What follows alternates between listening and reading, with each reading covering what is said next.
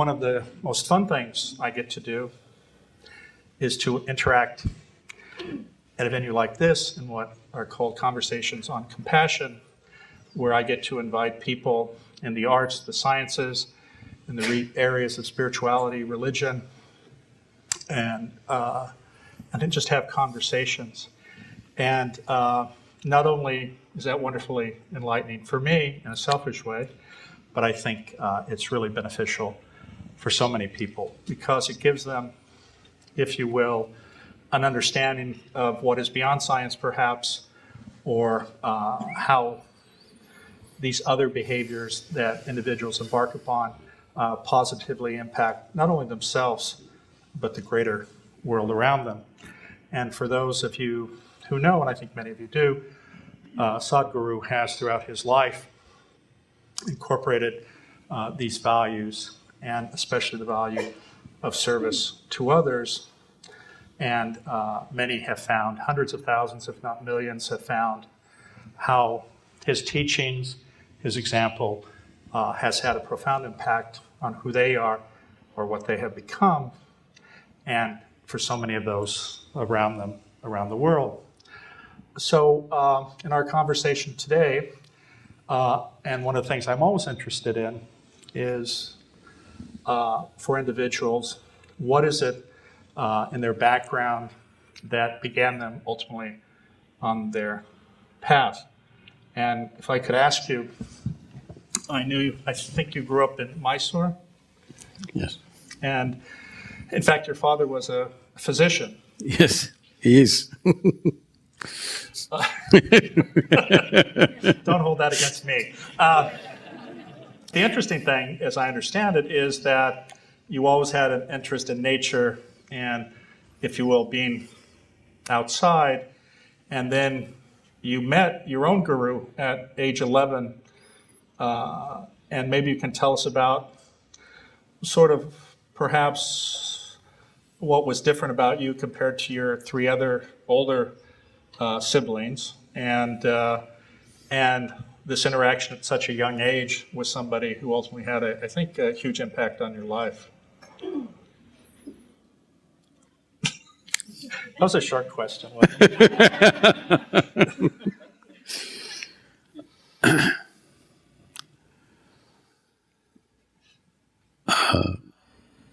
I must say this, that till I was 19 years of age, I was so taciturn that I barely spoke. Because at the age of 3 or 4 years of age, I suddenly realized I do not know anything. I did not know anything at all. So when you know nothing, what do you say? My whole time and life went paying attention to all kinds of things, just anything. If you give me a glass of water, I could simply sit there staring at it for hours on end. If I sit up in the night, I would be just staring in the darkness for the whole night. My education was like this. If I opened a textbook, I would find a small, tiny little dot on the page that would keep me engaged for hours on end. I would be like this with the textbook for 2 hours, 3 hours, without reading a single word. I do that now. I mean, I didn't look here or there, just here. Just the tiny little dot kept me so engaged. So, if you really look at it even now, in many ways we know how to use everything in the universe, but we don't know what it is. With all this scientific exploration, we still do not know a single atom in its entirety. We know different components of it. We know how to fuse it, how to break it, how to use it, but we do not know what it is. If somebody gets to know what it is, he will know who he is and he will know what everything is, because this is the nature of the universe. If you know an atom, you will know the cosmos.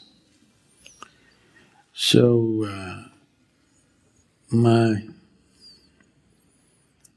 that aspect of the question where you're talking about my relationship with my siblings, well, it was playful and there, but I was never really there.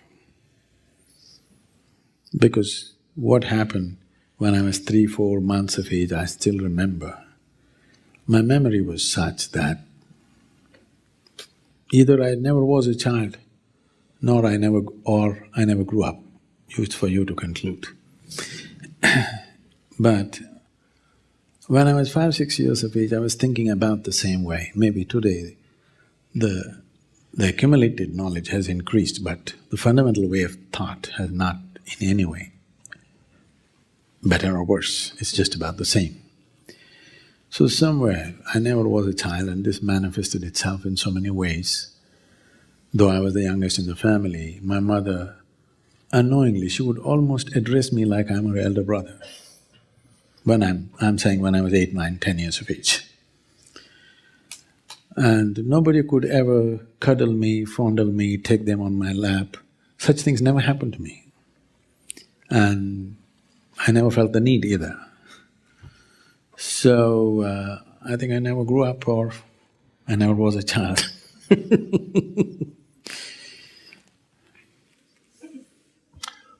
Maybe you can tell us, though, about the meeting, the initial meeting or the interaction with your own guru who taught you He yoga practice. was not my guru.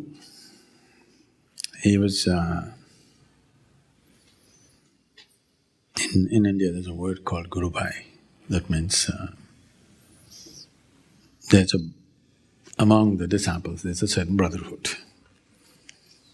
So he kind of reminded me of certain things, and anyway, I was a super skeptical about everything. And I got into this for all the wrong reasons.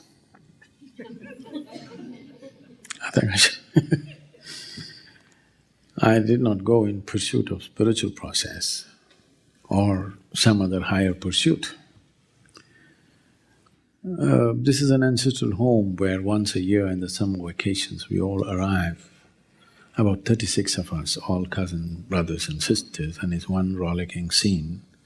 For the boys, one of the sport is in the backyard, we have a well, which is about 8 feet in diameter and 150 feet in depth. Summers, usually the water is somewhere around 60, 70 feet down. So one of the sport is to jump into the well and climb up. When you jump, you must jump proper, otherwise your brain will become a smear on the wall. To come up, there is no foothold, there's no ladder or anything, you just hold the rock and climb up. And it's tough, because we were built like monkeys. We did come up. One day, we were doing this. Today I realize it's a dangerous sport. And a man who was over 70 years of age was standing there and watching us. Without a word, he went and jumped into the well. I thought he's done. But he came up faster than me. I didn't like it. So I asked him how. He said, "Come and do yoga." I followed him like a puppy. And he taught me some simple things. I thought this will make me physically super. And I went. Next 12, 13 years, without a single day's break, it happened for me. And I never ever imagined that this would lead me to another dimension of life altogether. So what I'm trying to say is, the nature of this existence is such, even for the wrong reasons, if you do the right thing, it bears result. The important thing is to do the right thing. So does that mean we should build a well and…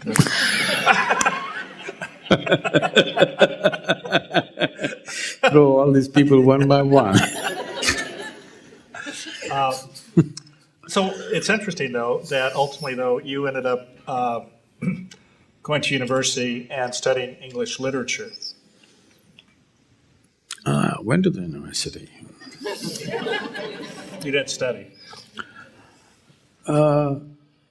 I know I'm in a university, I shouldn't be speaking like this, but first of all, when I finished my high school,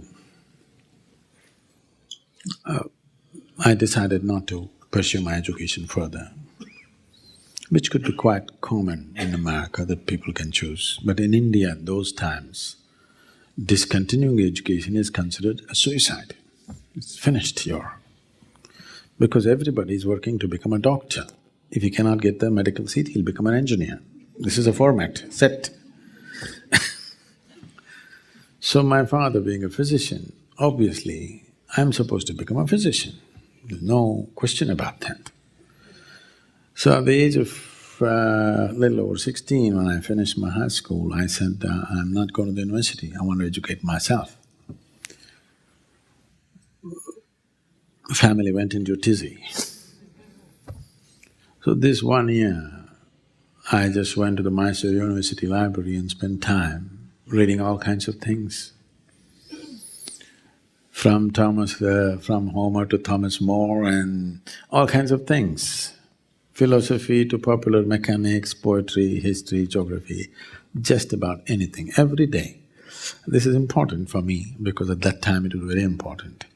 I was so physically active. I was eating 10 times what I eat today. And always I was hungry, eternally hungry. And this 1 year, I went without lunch, which was a significant achievement for me at that time. I would eat a big breakfast in the morning and go there at 8:30 when the library opens and stay there till 8 in the evening, till it closes and throw me out. I just read all kinds of things, nothing in particular. Then once again, when the next academic year came and there was drama in the family and, mother's tears and stuff, so I went to the university. And then I found, with all due respect to the teachers, they were just dictating notes all the time. And everybody was writing down, making a whole lot of noise. Those fountain pens, kara kara kara, it was making a noise. I didn't like it. I said, what is the point of this notes taking? If you give it to us, we will photocopy it. We don't have to come, you don't have to come. So I made a deal with all the teachers that I don't have to come to the class because I have 1,000,000 questions floating around me. I'm always living in a cloud of questions, 1,000,000 questions all the time. I have questions about everything in the universe and they don't have answers, they have notes. So I went and planted myself in the university garden outside. That is when I realized certain things about human beings. When I sat in the garden, people started coming to me one by one. Initially about their educational problems and money problems and boyfriend-girlfriend problems, family problems, all kinds. I just found out, just continuous stream of people, this whole 3 years, I listened to thousands of people's problems. I realized everybody has a problem. I was the only freako who did not have a problem.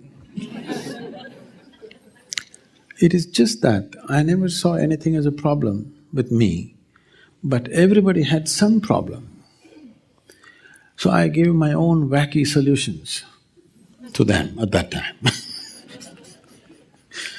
But this kind of really got me thinking, why is it that everybody has a problem? And it made me see that just about any situation is a problem. Wherever you place them, they have a problem. This is an attitude a whole lot of human beings have taken, really. You place them anywhere, they have a problem. So, this kind of really got me thinking, what is this?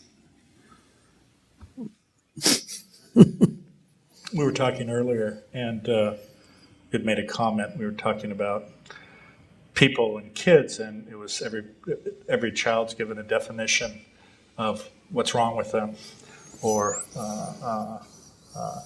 versus everyone's unique and special, if you will. And maybe that was the lack of recognition of that reality, perhaps. Yes, human beings are not coming from a Toyota assembly unit, okay? Each human being is unique, the way they are. It is not necessary to label everybody who is not like you as a problem. Actually, if everybody is a problem, you have a certain kind of sickness, isn't it?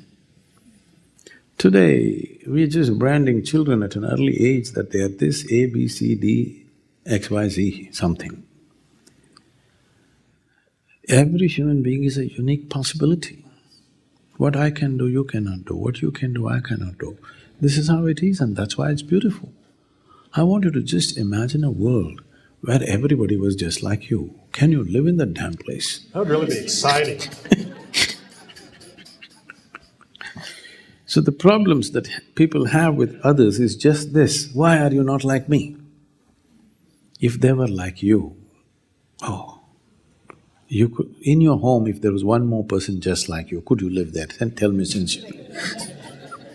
It would be impossible, isn't it? But we can't appreciate that they're different. We have to label them as a problem. It's not necessary.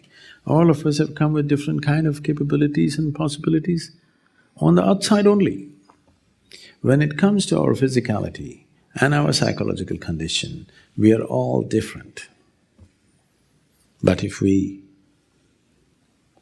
take the privilege of singing a little deeper into this, there is a fantastic unity. If you cannot enjoy the uniqueness, you will not aspire for the unity either. People or societies are working towards sameness. Sameness is terrible, believe me. If all of us are same, we will want to commit suicide in this world because it's not worth living. If every one of us are just same, how will you live? Whom will you marry? If everybody is same. Fortunately, they're all different. There's no one like the other anywhere. And this is the beauty of creation. If we cannot even appreciate and accept such a fundamental nature of the existence, this is because we don't have a mind, we have a factory in our head. We want to turn out something. One of the challenges, I think, and I think you addressed this in one of your many books, but is labeling good and bad and just the labeling itself. See, the moment you identify as something as good and something as bad, you have divided the world. You divide the world and then try to unify it. Why? I want to ask you a simple question, all of you, sincerely. You don't have to say anything within yourself, you answer this. Is there anybody here who's 24 hours good or 24 hours bad? In a lifetime. In a lifetime, I'm saying. Cumulatively. You're going up and down, it's This okay. is an engineer here, so he's trying to quantify everything. One moment you're wonderful, another moment you're nasty, another moment you're beautiful, another moment you're ugly. It's fine. It is just that if you see that the nature of your responses right now are in a compulsive state of reaction to the outside, and instead of being a compulsive reaction, it becomes a conscious response, then everything will happen the way you want it. If everything about you happens the way you want it, would you keep yourself pleasant or unpleasant? If your body and mind happen just the way you want it, would you keep yourself blissful or miserable? Hello, it's a question. Huh? What is your choice for yourself? I'm not asking what is your choice for a neighbor, that may be debatable. What is the choice for yourself? Definitely highest level of pleasantness, isn't it? If you are in a higher state of pleasantness right now, you're really blissful. You're sitting very joyfully here, somebody stepped on your foot. You're going to just get up and punch him in the face? No, you're perfectly okay at that time, isn't it? When you're unhappy, frustrated, miserable, somebody as much as passes by you, you want to claw them. I want you to understand the external unpleasantness is just an expression of the internal unpleasantness. If this is feeling wonderful, why would you do nasty things anyway? You wouldn't. It's 100% insurance, believe me. When you were, 25 and we were talking about motorcycles, and in my case, motor scooters earlier, I was saying in homage to Guruji, I rode my Vespa today over here. So, but we were talking about the fact that he rode all through India on an old Vespa, 60s Vespa. But I started riding when I was 9, 10 years of age. That was Vespa, but later on I graduated to something bigger. I haven't graduated yet. I haven't graduated. My son's waiting to graduate to his Vespa experience of it. But an event happened when you were 25, which you write about, is it Chamandi Hill? And how you were there and had an experience. Maybe you can share that with us. And it changed things, how you saw the world. Actually, many things happened before this. It's just that I was too arrogant to see it. I had to be bombed to see it. I was not sensitive enough to see anything small. Many small things happened.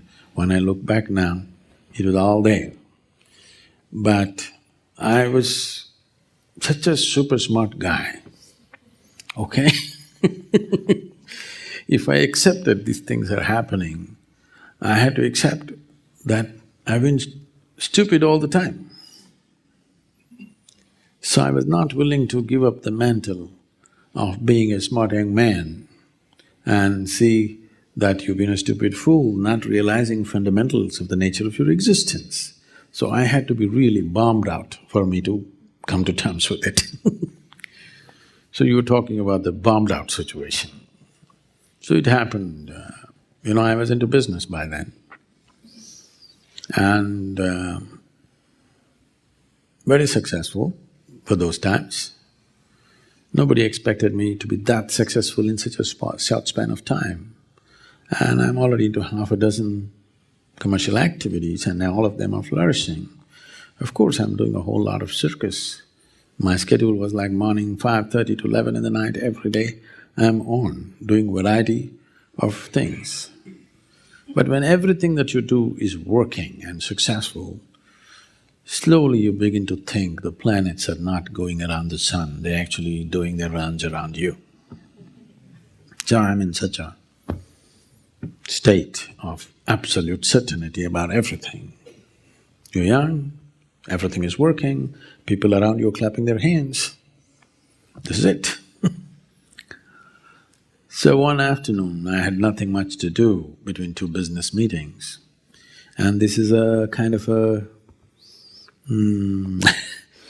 culture, a tradition in my soul that if whatever we want to do, if you want to camp, we go and camp on Chamandi Hill. You want to trek, it's Chamandi Hill. You want to have a party, Chamandi Hill. You fall in love, it's Chamandi Hill. If you fall out, you have to go to Chamandi Hill. If you have nothing to do, you go to Chamandi Hill. So, this is a place I test my motorcycles, this is a place I meditate, this is a place you meet people, all kinds of things. So I rode up and this was around 3 o'clock in the afternoon. I went and sat I'm very familiar with the whole hill. I sat on a particular rock. My eyes were still open, I did not even close my eyes. Suddenly I did not know which is me and which is not me. Till that moment I knew this is me, that is somebody else. I have no issue with that somebody, that this is me, that's somebody. That's a world of distance. This is me and that is somebody is a world of distance. So, I was sitting there, the very air that I breathe, the atmosphere, the rock, everything had become me. What is me had just exploded all over the place. I thought this insanity lasted for about 5–10 minutes, but when I came back to my normal senses, about 4.5 hours had passed. I'm sitting right there, fully conscious, eyes open. Sun has set. For the first time in my adult life, tears. Me and tears were impossible. I was like this. I remember when I was 8 years of age, something happened and tears came. I was at school. I made up my mind, never again in my life another teardrop is ever going to come out of my eyes, and I kept it up till I was 25. And here I am, my shirt is wet. To that extent, 4.5 hours tears have been running, and I never realized it's 4.5 hours, I thought it's just about 10 minutes. I've always been peaceful and happy, I'm young, successful, and everything is doing great. But every cell in my body is opening up like a flower, and I'm dripping with ecstasy. When I shake my head and ask my skeptical mind, what's happening to me? The only thing my mind could say was, you may be going off your rocker. I speak to the closest of my friends, something happening to me. The only questions that I got from them was, what did you drink? Did you pop something? This is all. What I'm trying to say is there was no context anywhere for me. I did not grow up in any spiritual traditions, I had not heard of any such thing, I was too arrogant to go anywhere, to be exposed to anything. I was busy with my own thing, my own wild ways of doing things. Here I am, something totally extraordinarily different happening to me. The next time that it happened is significant because there were people around me. I went and sat at the dinner table with my family. I actually thought it's 2 minutes. About 7 hours had passed. I'm right there, eyes open, fully conscious, just time.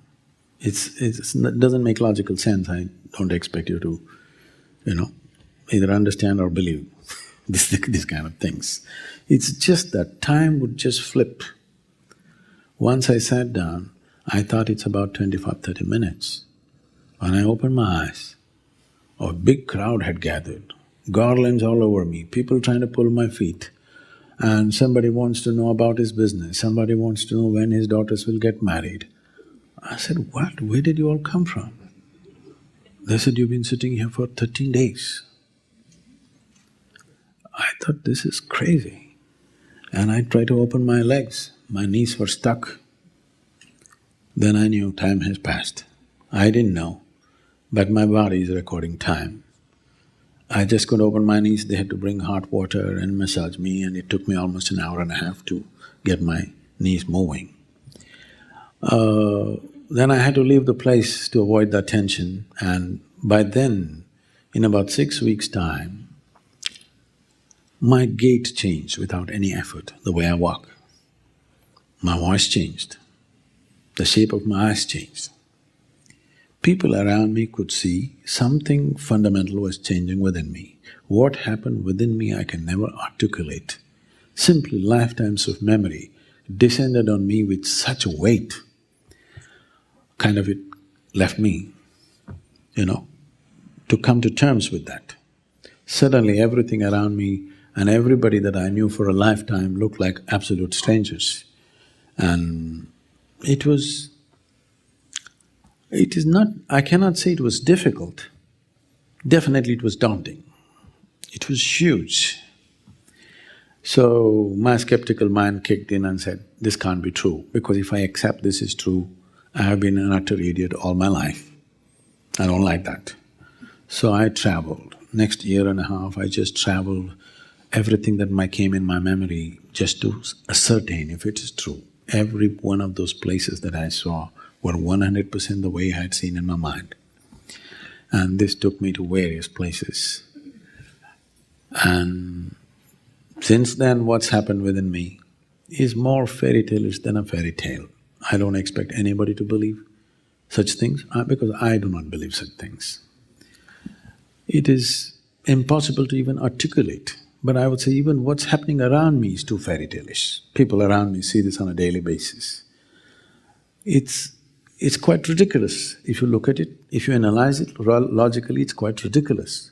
But if you elevate yourself and look down, it is such a fantastic design. It is, I'm saying this not just by looking at the world around me.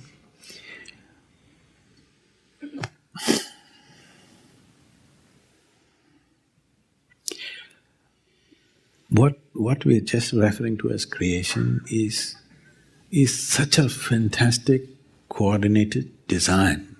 It's unbelievable. No human being can logically ever arrive at this and say, okay, I gotten it. It's too much. At the same time, everything is so cohesive and so fantastic. When you see it, even for a moment if you see it, there is no way you can ever remain the same person. So since then my life has been just to make devices through which somehow you rub off this experience on people, even if it's for a moment. I can tell you millions of people today are in such a state, if they just as much as close their eyes, tears of ecstasy will dribble down. They do not know the ultimate, but they're near. Just the fragrance of the ultimate just breaks them up, dissolves them. This is something that must happen to every human being. Before we fall dead, this is a goal that all of you must set. Whether before you fall dead, whether you become a billionaire or not, I do not know. That's subject to many things. Whether you climb Mount Everest or not, I do not know whether you have the legs or the lungs for that. Whether you're going to run 100 meters in 7 seconds or not, I do not know. But before you fall dead, at least you must know this piece of life in its entirety. This is important and important, because if you pass this life without knowing the nature of what this is, in my opinion, it's a wasted life. It doesn't matter what you might have done, what achievements you might have done in the world. If you leave this place without knowing this piece of life in its entirety, it's a wasted life, because what this is bigger than anything that we can ever think of doing in this world.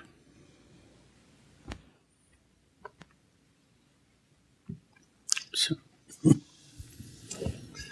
For many people, perhaps in this room and elsewhere, what you just described seems very far out of reach. And we were talking about… I would like to correct that. I know that's a normal thing. I want you to understand this, all of you. See, when it comes to the outside world, we are all differently capable. What you can do, I cannot do. What I can do, you cannot do. That's a fact. And that's how it will always be, and it's wonderful it's that way. Otherwise, all of us would be doing the same damn thing. But once you look at your interiority, there is no human being here who is better equipped than the other. In your physicality, you may be better equipped than the other. In your psychological space, you may be better equipped than the other. In your interiority, you are neither worse nor better than anybody else. I'm not any better than any one of you or anybody in this world, for that matter, internally. In your interiority, all of us are equally capable. This is not something which depends on your competence. This only simply depends on your intention and willingness. This is not a question of competence at all. So it is never ever out of reach. It is just that we're looking in a different direction altogether. This happened some time ago. Someone came looking for the Isha Yoga Center in southern India. They came to a local village and asked the boy there, "How far is Isha Yoga Center?" He said, 24,996 miles. I said, "That far?" He said, "Yes, the way you're going. If you turn around, it's 4 miles."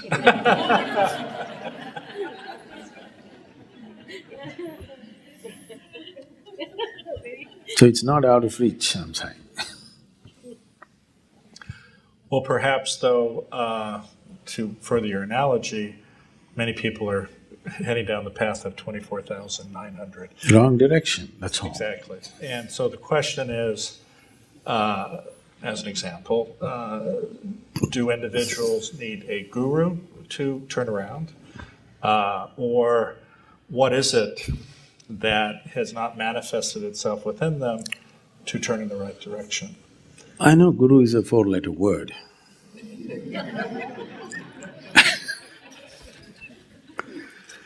And there's a whole lot of resistance to that. But if you're driving in a terrain that you're not familiar with, are you sensible enough to turn on your GPS? Or you do your own circuit? If you're a man, you usually pull back as long as possible. So that's why. Don't be a man or a woman, just be a piece of life, then it'll be very easy. It'll be very easy, because you're just a piece of life. Other things are assumed in so many different ways. Now, a guru means just a live road map. Do not… road map is to be walked upon, not to be elevated there and worshipped. Do you understand?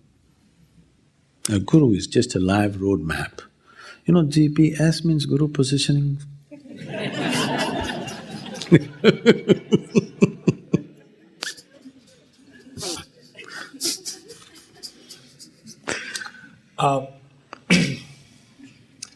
Speaking of gurus, so one of the things that has been a central theme, it seems like, though, of your connection to others is the fact that that connection, though, involves service to others. And it seems as though this is a message of many individuals who, I don't know if you want to use the word guru or other terminology, of people who others look to as a GPS, but it seems as though there is always a centrality of a recognition of our oneness, and from that, a recognition that our life is one of service. If there's a certain contradiction in the question, in the sense, if there is oneness, where is the question of service? Now, I'm asking all of you, if you get to do something for your children, do you feel that you've done a great service? Do you? No. It's a privilege that you have the opportunity to do this. But if you happen to do something for that urchin who is on the street, who is helpless, suddenly it becomes service. Or in other words, when your heart is bereft of love, you can do service. If you have love in your heart, you can never do enough in this life. Two hands are not enough. This is the experience of every human being, whether you are in love with one person or whatever. Even if you're in love with one person, when you're really in love with one person, these two hands are not enough. How much ever you do, it's not enough, isn't it? When there is no love, you keep accounts of all the things that you do, and it's a service. And if you do a lot of service, you will create such an unrealistic expectation about people that invariably it will lead to frustration. Activity, if you really see, suppose your little finger is rotting up, if you attend to this, is this service? If you have experienced the oneness of the existence, there would be no such thing as service. It would be just expending yourself to do whatever you can do is a natural process. In our lives, if we do not do what we cannot do, that's not an issue. But if we do not do what we can do, we are a disastrous life. Whatever we can do must happen. And we as a generation of people are in a unique space for the first time, for the very first time in the history of humanity. Even 25 years ago, this would not be possible. For the very first time, we have the necessary resource, capability and technology to address every human problem on the planet. The only thing that is missing is inclusiveness in the way we are experiencing ourselves. If there is a more inclusive experience of yourself and the rest, every other life on this planet, we are capable of offering solutions to everything for the first time in the history of humanity. The question is, are we going to just sit on the threshold and die, or are we going to cross it? This is the big question. I want to see that we, as a generation of people, do not become a vain generation, that we will do things that we can do. What we cannot do, it's fine.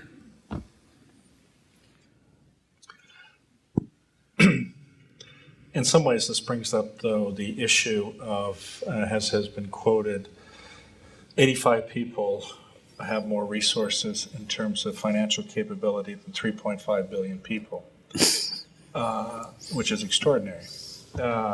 And certainly in the United States, we see this ever widening divergence between the haves and the have-nots. And while I think we would all agree that within ourselves we have the capability to change, or the potential, but why don't we have that, or why does not so many people seemingly have this intent? In fact, as we were discussing, sometimes having more makes individuals want more, not to give more. See, whatever 2 to 5% of the population holding over 80% of the world's wealth, that's what it is. I don't know if that statistic is perfect, but somewhere near that. One thing is, we can see it as a great problem, but I see it as a great possibility. Now you have to change only 2% of the population to transform the world.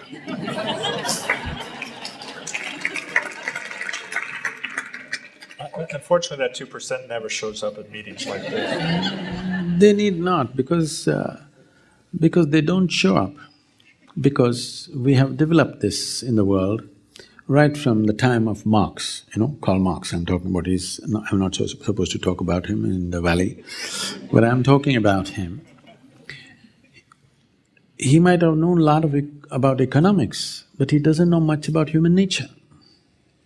He predicted that the richest countries in the world will take to communism. Just the reverse happened. Wherever the poorest populations are there, they are the ones who fly the red flag even today. Yes? So, poorest talking about communism means those who have nothing to share want to share. Those who have something to share become cautious about this whole thing, naturally. If I have a lot and I say, I want to share it with you, who will suspect me? I got nothing and I'm talking about sharing. This is dangerous policy. So, we need to change the equation. It is not for those who do not have to talk about sharing, because what little they have, they're not willing to share.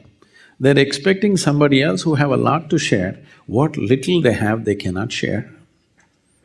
So, the transformation, to bring about a transformation in the world, we are in a better place than ever before because the wealth is accumulated in 5% of the population. The power has accumulated in the hands of 25 to 30 people in the world. If you transform these 25, 30 people, the world will change. That doesn't look like an impossible thing.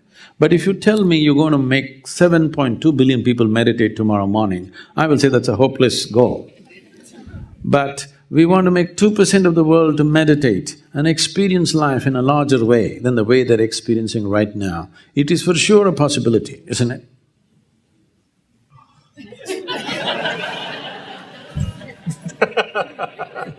What does Sarah Palin say? Good luck with that one. Yes, I certainly appreciate that example, but if we were compared it to a nut, the have-nots have a very thin shell sometimes and are more open to have their shell cracked because they have nothing to lose, while the perception is among these people, I would suggest to you, they have an extraordinarily thick shell, and sometimes even an atom bomb doesn't seem able to crack that shell. So while that may take up 2% of the nuts, and I use that term both literally and figuratively. I must tell you this. I have had the the opportunity and the privilege to be among those 2% of the people in the economic forums and various other, business situations. And what I found is, at least 90%, 80% of them, let me be critical, 80% of them are fantastic human beings. It is just that there is a structure to climb. And suddenly asking them to break the structure is not practical and is not going to work. There may be about 15% or maximum 20% of the people are super arrogant about what they have accumulated. But the rest of them, I have always found it's a pleasure to talk to them because they're brilliant people. They're not successful for nothing. They're brilliant people, and believe me, it is not love, it is not compassion, it's not other things which is going to change this world, it's just sense. We just have to have sensible human beings. Sense is what needs to be kindled. If you're sensible, you understand the only way that all of us can live well, the only way we can exist in a certain way on this planet is by doing certain things. This sense is easy to bring into people who have a certain level of intelligence naturally, and they have exercised this intelligence to accumulate, because that is how we have structured the society. Everybody is trying to accumulate, but now we're talking against people who have managed to do it. We have not created a social structure where it's of a different nature. The social structure right from the school is how to be better than the guy who's standing next to you. So those who are successful, we should not resent that ever. It's very important. It is important the success is acknowledged, it is just that we want to make success more universal, not so narrow. There is a saying in the African lore, when the lion feeds, everybody gets to eat, because he doesn't eat everything, okay? He eats select parts, rest others eat anyway. So similarly, this whole economic engine that we have created is of a certain kind, where human consciousness is not shaping the commerce. Commerce is shaping the human consciousness. This is a topsy-turvy way of creating the world. We are bound to pay a huge price for this. It is like if we succeed, we will fail. That's our situation. There's a proverb in India about a classic situation like this, where a man is sitting on the wrong end of the branch and cutting the branch. When he succeeds, he will fail. That is the kind of economic model that we have created. If it really succeeds, if all the 7 billion people become super successful, that means end of the world. Yes. So now, we have to have the courage that we have come this far, we have to have the courage to dismantle something that is successful and remodel this. But we will wait for it to fail and then remodel it, which is a silly way of doing things. We must have the courage to change the model of how we have constructed this world when it's humming with success. Do we have the wisdom and the courage and the consciousness to do this? That's a question. But for that to happen, we don't have to change 7 billion people on the planet. If we change the consciousness and the mindset of 100 people on the planet, it can happen. Easily. I'm not saying it's easy or not. It is a possibility. Between the possibility and the reality, there is always a distance to walk. Do we have the commitment and the courage to walk the distance? That's all the question is. Well, I think that begs the question, who's doing the walking? I mean, they're there, we're here, but it's getting… Now, I want to tell you a successful story of this. This is about 11 years ago.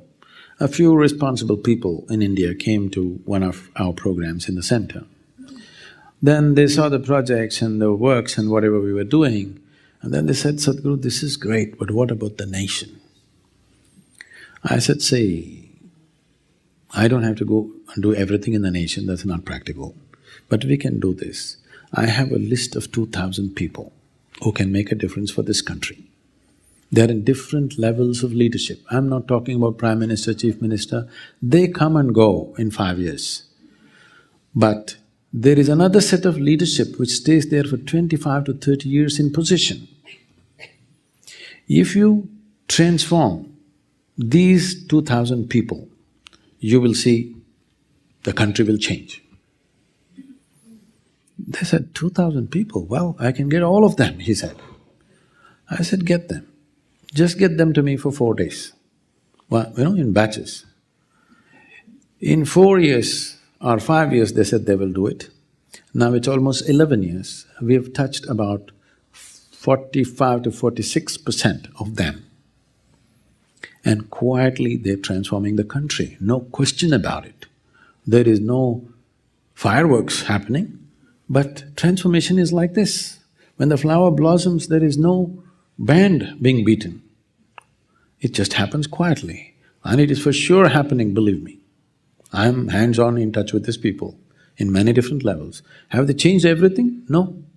I'm saying if 10% of the way they think and feel about everybody around them changes, there is a huge change, and they are definitely doing it. So these are business leaders, bureaucratic leaders, various people at different strata.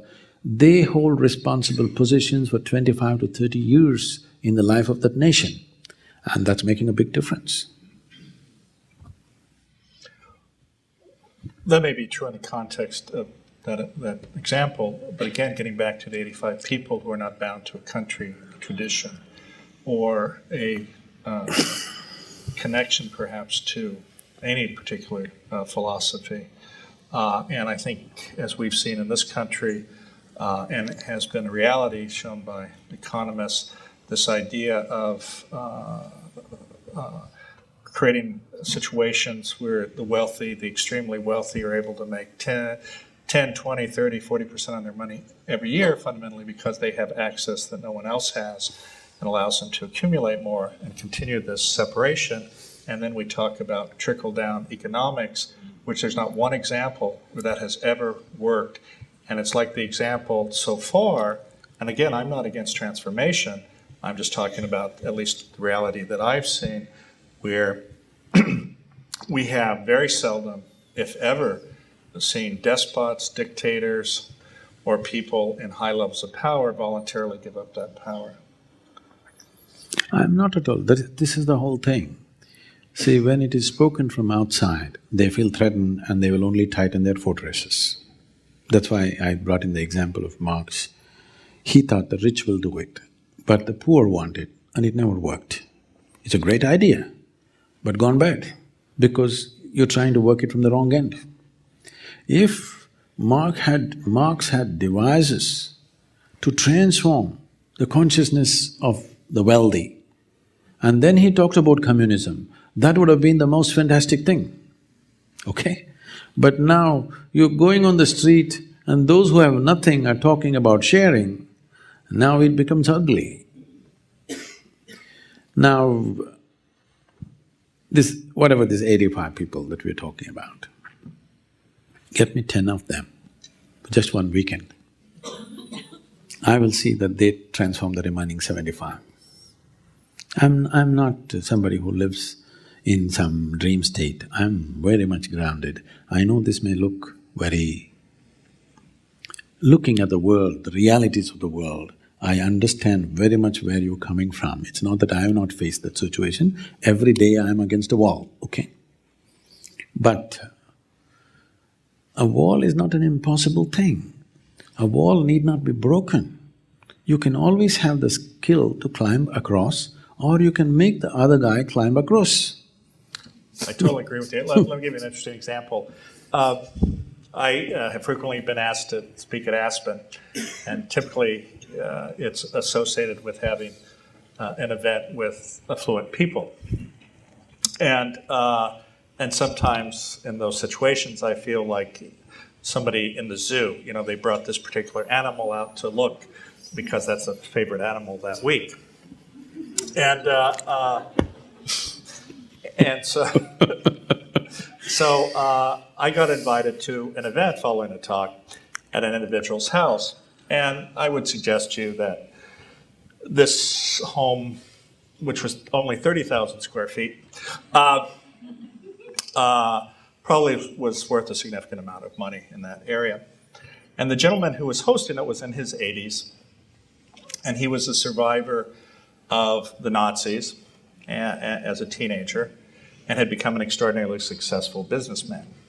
And when you walk into his home, there is probably a painting that's 12 feet high of him standing with his skis with the mountain behind him. And I'm sure that there's no ego involved there. And then he proceeds to have a conversation with me, and I'm not quite sure because I wasn't particularly important. But he has a conversation with me, and in the conversation he points to his watch. He says, "See this watch? That cost $1 million." So he says, "There's only 10 in the world." He says, "I can show you my garage. It's a 10-car garage. There's $10 million in cars."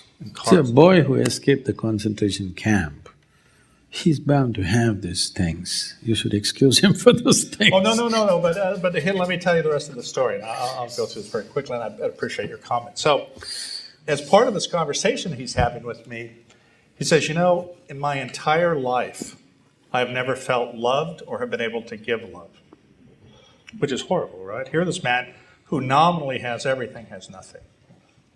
So I'm talking to him, and it turns out he's divorced and he has children who are there, actually.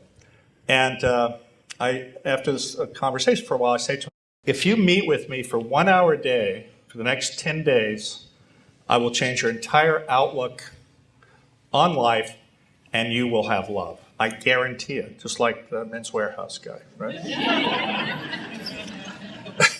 Okay. So do you know his first question is? How much will it cost? So I say this man's worth around $1 billion. I say it'll cost you $100,000 an hour, but I guarantee it. He looks at me for a little bit. He says, "How about 50?"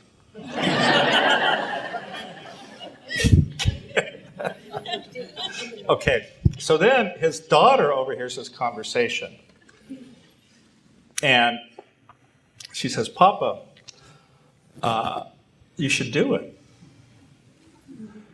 She goes, "In fact," this is his daughter.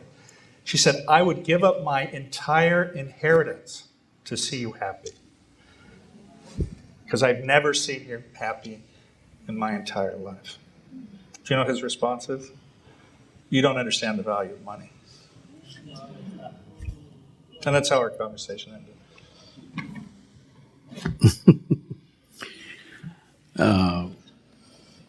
This is… I'm not sure if I could have done it in 10 hours.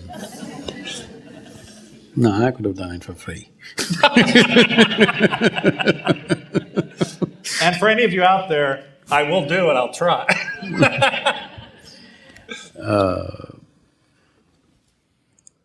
We need to come to terms with this.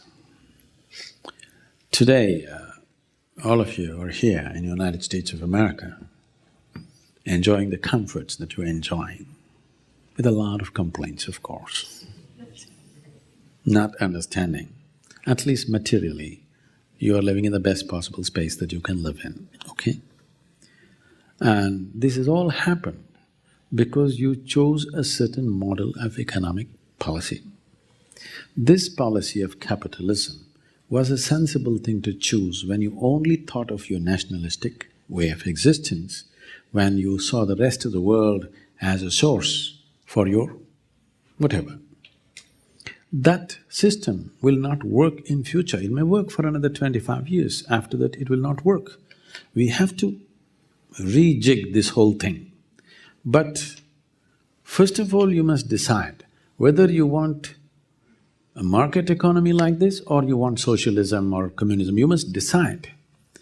If you go for market economy, some people will race ahead. If you're going to resent them, then you must go for communism. If you go for communism, some people will tell you what to eat, what to wear, where to sit, where not to sit. If that's okay with you, it's fine. I'm saying you cannot choose to go in this direction and long to go in this direction. Every system will have its negativities, but I'm saying right now, because we're talking about transforming the world by transforming an individual human being, I think it's a tremendous possibility right now that the wealth is concentrated in a few individuals' hands. If you transform them, every human being is willing to transform if you approach him properly. For a man who values money so much, whoever, the person that you're talking about, because he's come up, you can understand the guy, a young boy who escaped concentration camp and who came to a new place, in really a new world, literally, and built his life. He thinks in a certain way. He's added up from pennies to $1 billion, okay? From 1 penny, 2 penny, he's come to $1 billion, so that's all he thinks. You shouldn't have talked money to him, if you ask me. You should have offered it to him. If you spend 1 hour with me, I'll give you $100,000.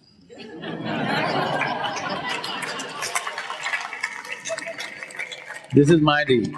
If you bring these 85… This is an No, agreement. no, if you bring these 85 people to me, I will give them $100,000 each. They have to spend a weekend with me, willingly. I'll spend a weekend for $100,000. You don't have the money.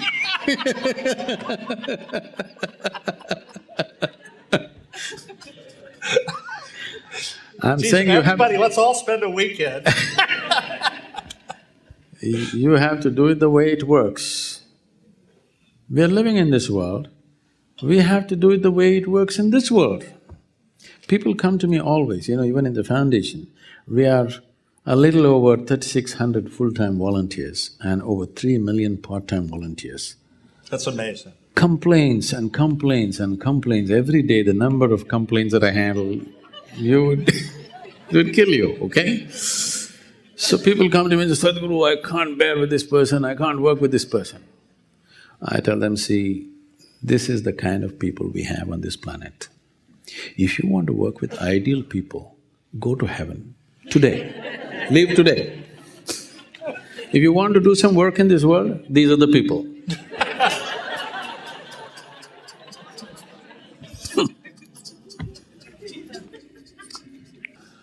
Actually, perhaps on that note, maybe we should open it up to some questions. And there are microphones that are placed. Difficult questions for him, nice questions for me. No, you can ask me any question. So my question is actually on Bharat, since the government there is going to be changing pretty soon. And I wanted to find out, Hinduism concentrates a lot about inner transformation, but I see a lot of lack of, a social consciousness and service, or as you term, going out and having a sense that, this is my country. What do you see needs change in India? Why do you think it's lacking? Sorry? Why do you think it's lacking? I think because from early on, from ages… No, not… why do you come to this conclusion that it's lacking? I see it. No, it's not true. You were looking at it from a… you're trying to put a template, a Western template on India, which we're very proud that we are like a cosmic chaos. You understand? We feel homesick if there's too much order. Do not misunderstand that as lack of, passion for what it is. There's enormous passion. You should see, you just see, there is no other nation where such a large democratic exercise happens the way it happens in India. No other country on the planet can fulfill that, believe me. You should see how it happens. Even the poorest in the remotest possibility where there's no road or electricity, even there he gets to vote, okay? It's a big thing. Anyway, what is the possibility? The next 5 years, if will be scintillating for India, probably 10 years. So, big changes are going to happen for sure, because what has been lacking for India is, an Indian has never been the leader of the country.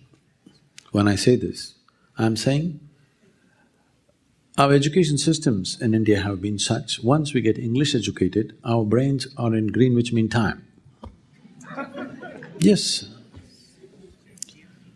So, there has not been a leadership who understands people the way they are. Somebody who will not ask Indian people to fit into another format which is not theirs. They made ordinary people feel ashamed just because they don't know how to speak English. They can speak their mother tongues fluently, but people are ashamed that they can't speak English.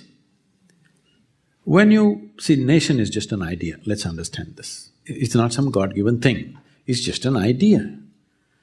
If you invest certain passion in this idea, nation becomes strong. When you're ashamed of being who you are, how will there be passion about it? For the first time, we are having a leadership which is passionate about who we are, okay? This is very important.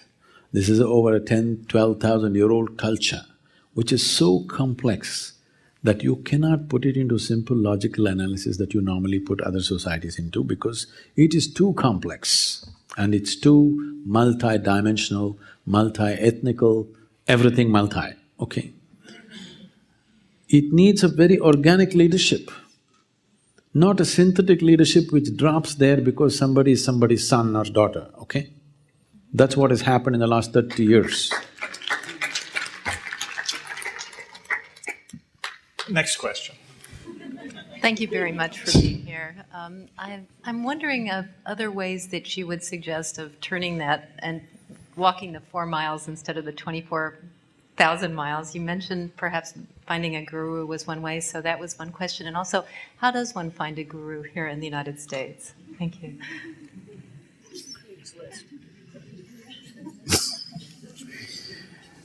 Now, you must understand the basic human predicament. All that you experience, light and darkness, pain and pleasure, agony and ecstasy, whatever, everything that you experience happens within you. Is that so? Do you see me right now? Do you see me right now? Where am I? Use your hands and point out. Ah, you got me all wrong. You know, I'm a mystic. Now this light is falling upon me, reflecting, going through your lenses, inverted image in the retina. Where do you see me now? Within yourself. Where do you hear me right now? Within yourself. Where have you seen the whole world? Within yourself. Have you ever experienced anything outside of yourself? Your entire experience of life happens only within you. So what is happening within you, to make it happen the way you want it, is not something that's beyond you. It is just that right now all the 5 sense organs, the 5 faculties of perception are all outward bound. If I do this, you can hear this, but so much activity in the body, you cannot hear this. If an ant crawls upon your hand, you can feel it. So much blood flowing, you cannot feel it. In the very nature of things, sense organs are outward bound because they're instruments of survival. But the seat of your experience is within you. This is your fundamental predicament. You need a sense which can turn inward. If you have access to the basis of your experience, would you create highest level of pleasantness for yourself or misery? Definitely highest level of pleasantness, isn't it? The problem is not of intent, The problem is of excess. So, do you need some guidance on this? For sure you do. So don't use the word guru, because it's supposed to be a four-letter word in California. It has all kinds of wrong connotations. Is it You- GPS? Yeah, GPS.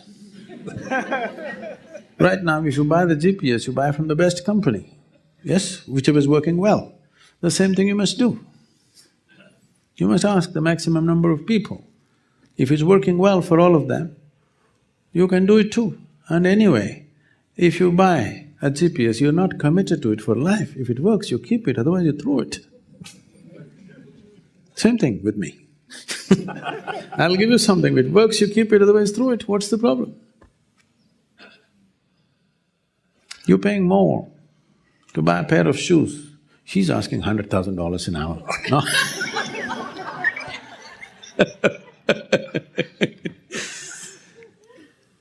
gives you fun. I'm just asking for the costs of the hall and the microphone and the stuff, okay?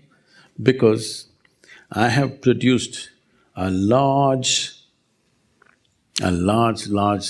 huge mass of slaves who are willing to work 7 days of the week, 365 days to provide this for you. Do you understand? Do not waste their lives, make it happen for yourself. Thank you, Jim, for all these amazing conversations and for all of us, many of the people here who make CCAR possible. So, with that, I would like to ask my usual question. Sadhguruji, Oh, why don't you shoot at him? he always answers the same way. So, Sadhguruji, would you like a hug? I'm sorry? Would you like a hug? From you? Yes. Okay. Well, if he gets a hug, I get a hug. Now this, Alma's not here yet, okay? Alma's coming, yes. I have a lot more to offer than just a hug, but if that's all you want, I am okay. Thank you.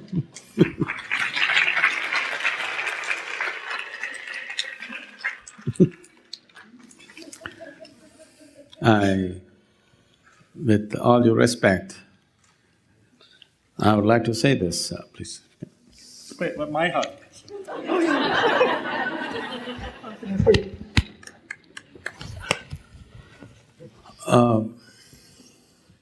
The spiritual moments in the world